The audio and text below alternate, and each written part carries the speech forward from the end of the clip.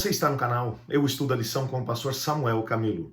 Hoje é segunda-feira, dia 13 de junho de 2022. E o tema que estudaremos na nossa lição da Escola Sabatina será José confronta seus irmãos.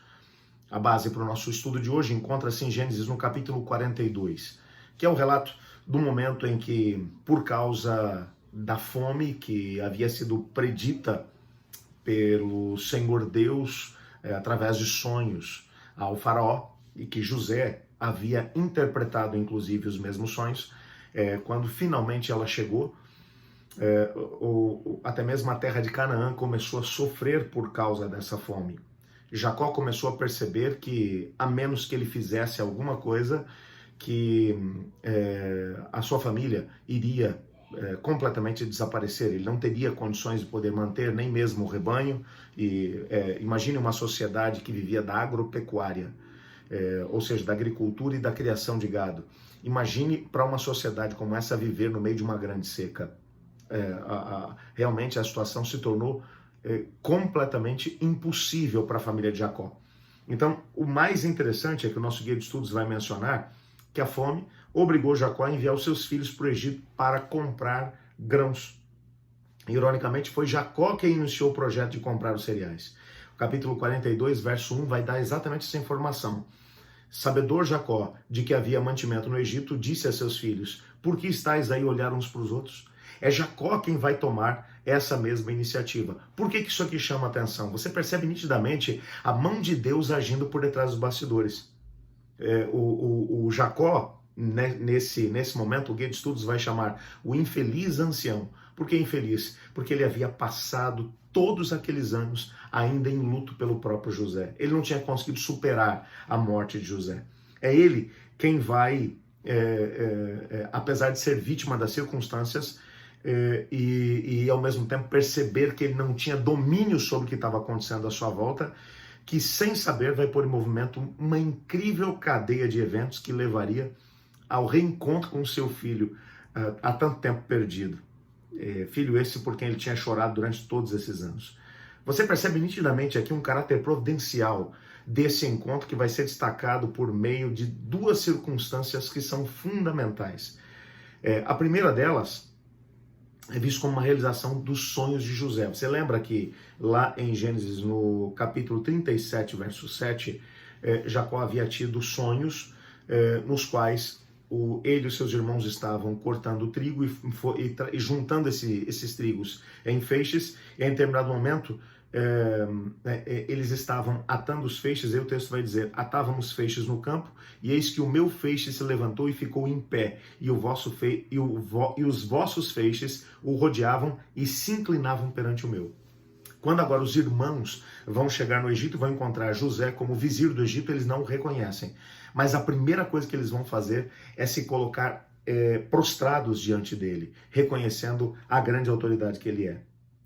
Porque ele já era o governador de toda aquela terra. Gênesis 42, verso 6 vai dizer: José era governador daquela terra, era ele quem vendia a todos os povos da terra. E os irmãos de José vieram e se prostraram, rosto em terra perante ele. Você percebe nitidamente que o autor do livro de Gênesis, ele está aqui, de alguma forma, fazendo uma conexão entre o sonho que José tinha tido e a concretização desse mesmo sonho com a chegada dos irmãos ali no mesmo lugar. Aliás, o Gênesis 37, verso 8, vai dar para a gente um detalhe muito interessante dentro do cumprimento que teria lugar lá no capítulo 42.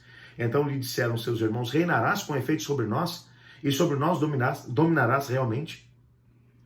Os irmãos, quando ouvem o sonho, eles vão dizer: você vai reinar sobre a gente? Você percebe nitidamente que agora, quando eles chegam, eles se prostram diante dele, José está nitidamente reinando sobre eles.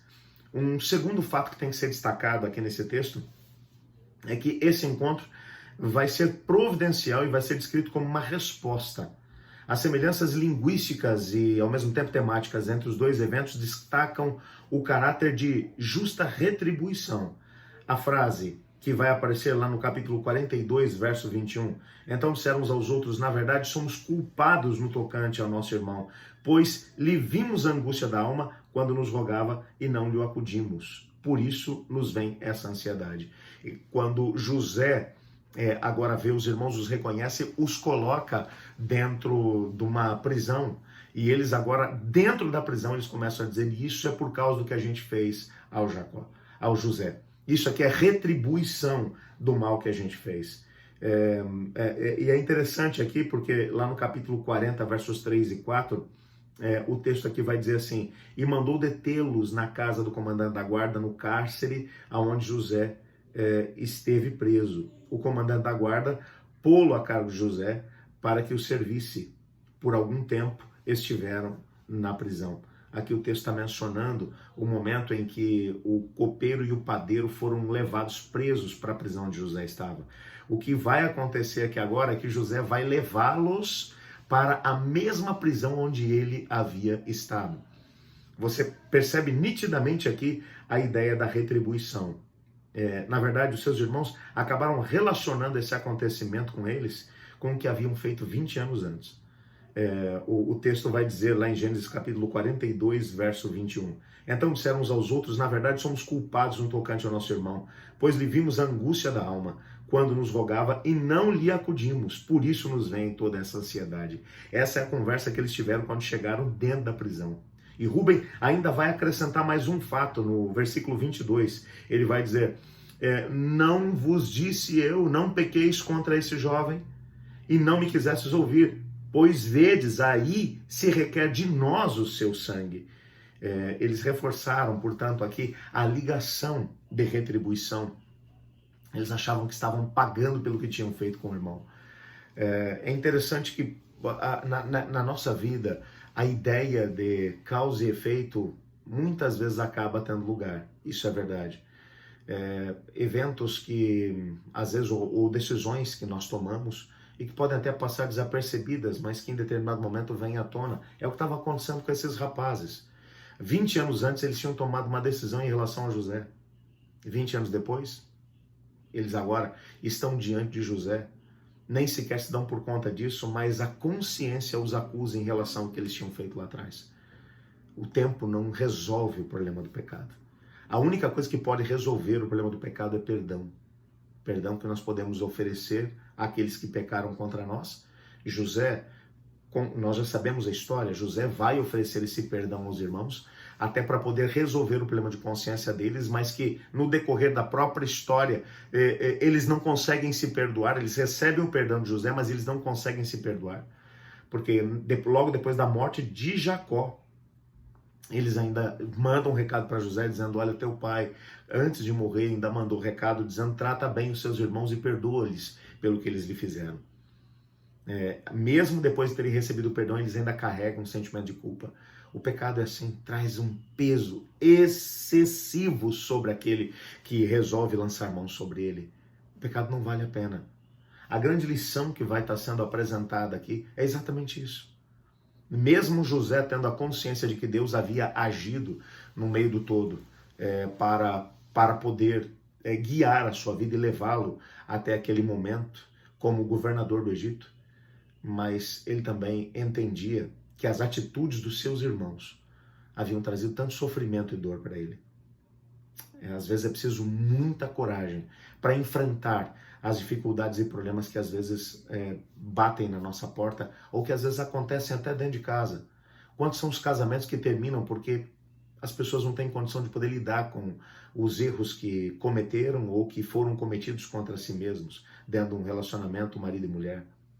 Quantos são os problemas que surgem entre pais e filhos, irmãos e irmãs, que simplesmente têm dificuldade de poder encarar, às vezes, essas situações, pedir perdão ou oferecer perdão. E às vezes as situações vão se arrastando durante anos.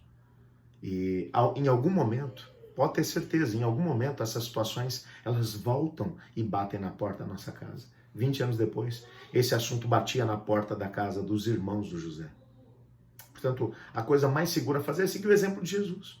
Se teu irmão pecar contra ti, perdoa-lhe. Pedro vai perguntar: Senhor, mas até 7 vezes? E Jesus vai dizer: não até 7, mas até 70 vezes 7. Jesus, na verdade, está fazendo lembrança daquilo que lá na profecia das 70 semanas de Daniel estavam relacionadas ao povo de Israel. 490 anos de graça tinham sido dados para aquela nação. O que Jesus estava dizendo faz a mesma coisa, se Deus fez em relação a vocês, vocês têm que fazer em relação aos outros. Eu queria orar pedindo a Deus para que nos desse essa capacidade de perdoar e ao mesmo tempo oferecer o perdão. Senhor Deus, muito obrigado por tua palavra, porque ela nos ensina. Ajuda-nos a compreender aquilo que o Senhor tem para nós e a viver os princípios da sua palavra. Ajuda-nos a perdoar e ao mesmo tempo a receber o perdão e oferecê-lo àqueles que estão à nossa volta. Nós sabemos que isso vai totalmente contra a nossa natureza, mas ainda assim queremos pedir. Em nome de Jesus oramos, amém. Eu estudo a lição, e você?